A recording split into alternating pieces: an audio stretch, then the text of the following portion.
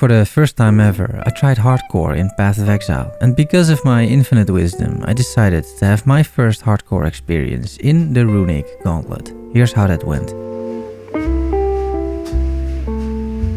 This video is structured into 3 parts. In the introduction section, I will go over what lured me into trying the Gauntlet this time. In the second section, the playthrough, I will cover how far I got, some of the finds, the near deaths, the actual deaths, etc. And in the third and final part, I will reflect on my experiences and hardcore mode as a beginner. I have followed many gauntlets, always watched the videos on it. I feel it's great entertainment. Never did I feel the need to participate, as the idea of losing a character that you've spent many hours on didn't appeal to me. And it still doesn't. That being said, there's a certain charm to hardcore as well, especially combined with solo self-found. I'm not entirely sure what prompted me to try the Gauntlet this time.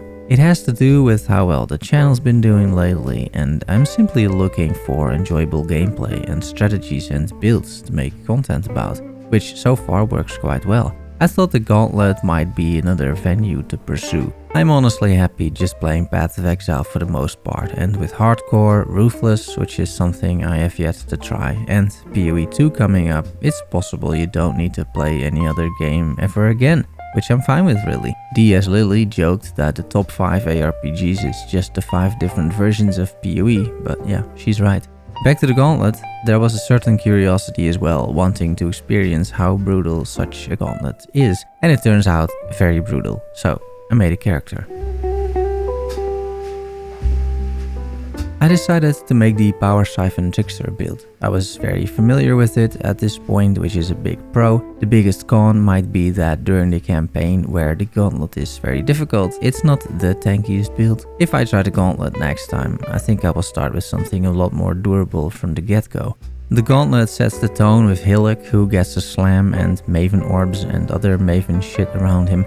As soon as I am in the flooded depths, I get a lucky find, a gold rim, which helps a ton with resistances. It didn't take me long to get rescapped in that sense. I generally overleveled the zones by about 5 levels, and most bosses were challenging but not super difficult. Plenty of the boss modifiers leaked, but I decided to not look into that because I wanted to be surprised even at the expense of my own death. I had a rather steady progression, working my way methodically through all the bosses, seeing that Fairgraves got 2 cannons with him, Brutus got a whole lot more than just 2 cannons with him as he brought the Hydra's entourage, Merveil summoned around 3 times as many monsters as she usually does, and the Vaal Oversoul had a bunch of incursion architects alongside him, making the fight significantly more dangerous, but nothing I couldn't handle, I thought. Regarding the build, I'm following Jungroan again, and I started with Cobra Lash, then used Poisonous Concoction, and ultimately swapped around level 31 into the Power Siphon Mines. I found myself a blue-green linked chest, ran the library quests, bought the gems I needed, crafted some flat lightning on gear,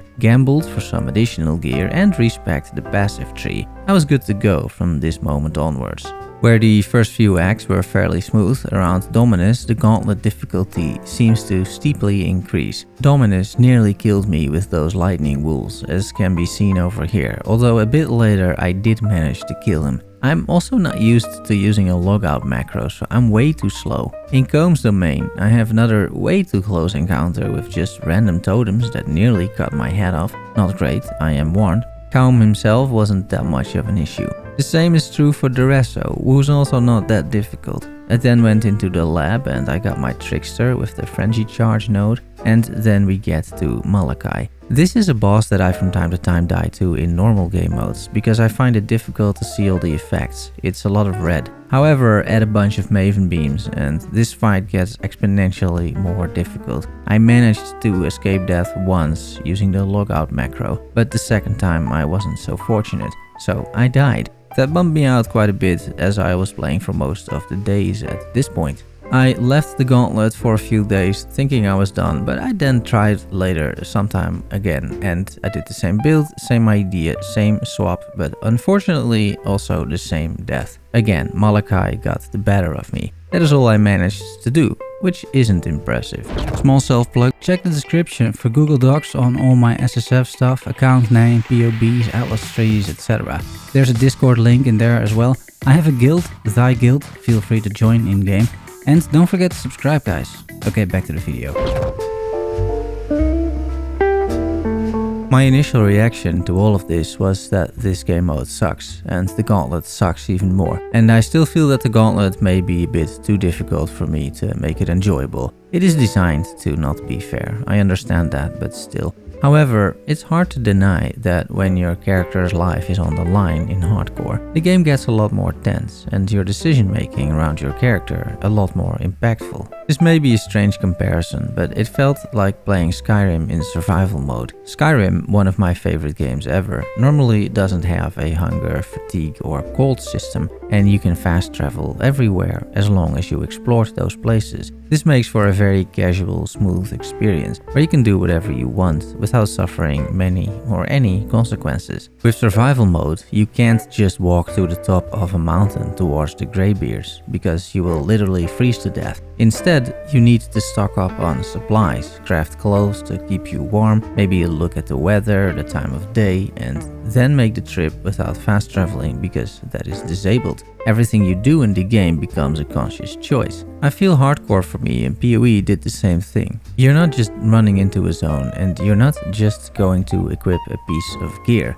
The game's consequences of hardcore are impacting your decision making, and one wrong choice can lead to losing a character. There's a certain charm to it. Just as I enjoy solo self-found because it forces you to learn and play the entire game, I also enjoyed hardcore as it forces you to understand the game's mechanics, in particular defense, bosses, and buffs and debuffs. So for that, I think hardcore is a great game mode.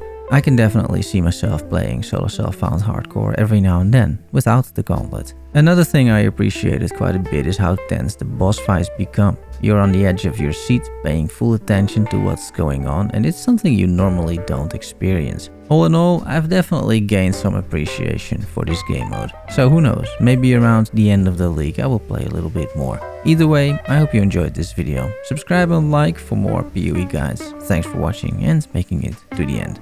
Love you all, see you soon, bye bye.